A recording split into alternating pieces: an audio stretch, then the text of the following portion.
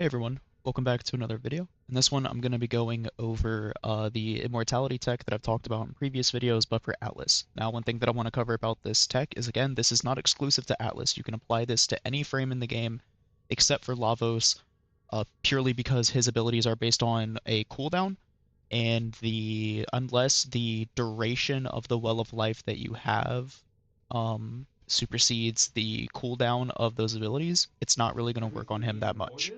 But for every other frame, this should work. There might be one or two other frames that it might not work with, like Hildren, for example. It's not going to work with Hildren. So Hildren and Lavos are like the two frames that this isn't going to work with. The other thing that I will note is on this build, on my Baruch build, and on my Excalibur build, any melee-based frame that I make this kind of tech for, you will see that I am running Tau-Forged Purples. The reason why is because those are the shards that I have readily available. And the difference between a Tau-Forged Purple and a Tau-Forged Red is negligible. It's 0.5% critical damage difference per shard. That is genuinely not going to make a difference in your damage. If that is a pain point for you and you want to, really optimize it, then replace every Tau-Forged Purple that I show with Tau-Forged Red on the melee frames that I show this tech for. That's just the plain and simple of it. So, without further ado, we're going to get into it. The tech that we're going to be utilizing is Arcane Persistence with Well of Life. Now, I get a lot of questions. People ask, is this going to live in Elite Deep Archimedia? Is this going to live in Elite Temporal Archimedia? Are you going to be able to survive in level cap? And the question that you need to ask yourself is, how much damage am I having dealt to me? And you go, okay, that's over 500. And you go, okay, how much am I actually taking? Only 500. It doesn't matter what activity you're in. If you take over 500 damage in Elite Deep Archimedia, that's going to be the exact same as if you take 500 damage in, let's say, level cap, right? It's the same amount of damage. So, you're only going to take, in those cases, 500 max damage.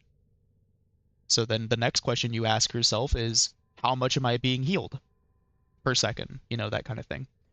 If you're in one Well of Life, it's going to be whatever this health per second number is right there. If you're within two, you're good. If you're within two or three Well of Lives at the same time, you can overheal. And that is the whole point. It doesn't matter what activity you're in. The math is simply, is my health per second greater than the damage per second that I'm taking? So in this case, with persistence, it's always going to be 500. And then your health per second can either be over 500 or under 500, depending on how many Well of Lives you're actually within the radius of at the time. So, without further ado, oh, and also, Well of Life gives you status immunity. Again, you can't be affected by status effects while Well of Life is active. So corrosive, heat, anything that can strip your armor, no, it's out. It's gone. So you don't have to deal with that at all. And you don't have to run Prime Sure-Footed on any of these builds because you're not being affected by the status effects. Long yap session, but it's because I've had questions about this and I want to clear it up because it's important. And yeah.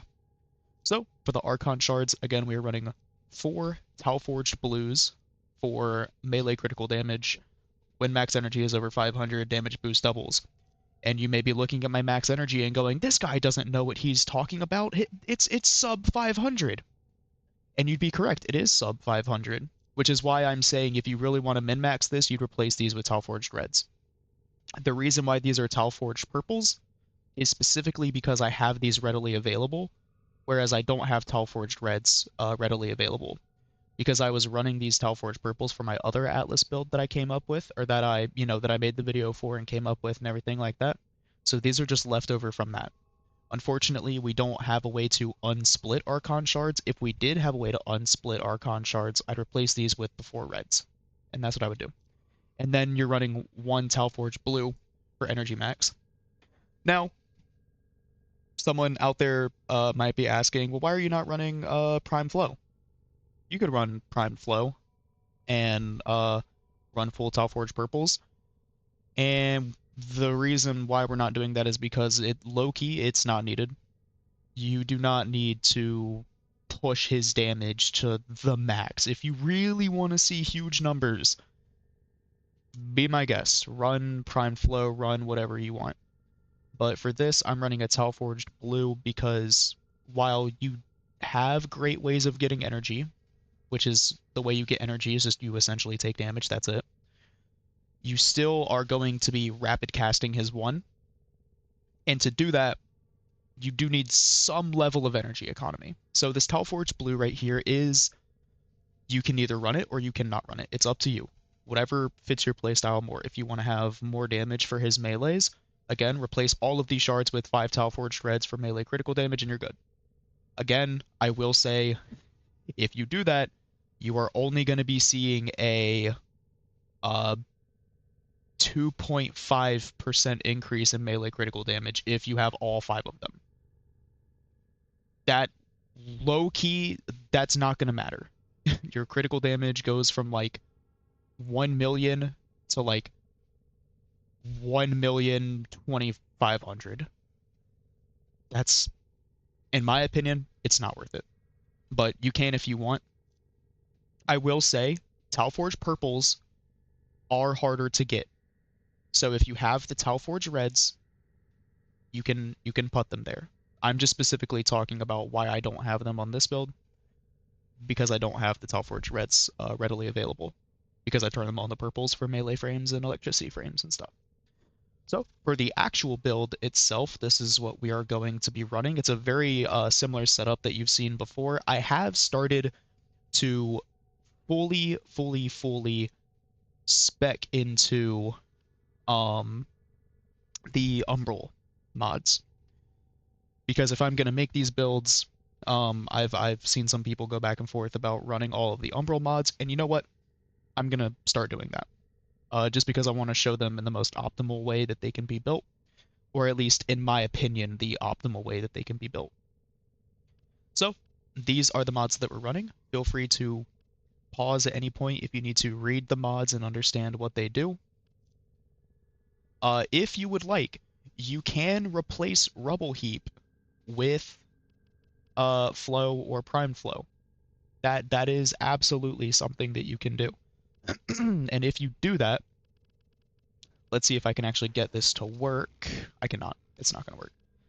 But you can do that if you want. If you'd like to replace this with Primed Flow and then run the melee critical damage mods, you can.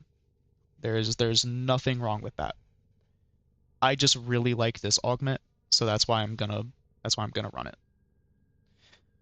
And that's essentially all I want to say about this build. You're usually not really running his 4, but I mean, you can if you want. Petrify, you're gonna be, petrifying enemies and then using your 1 on them to build up the rubble, and then once you do that, you get double damage and it travels 2 times faster, which is nice.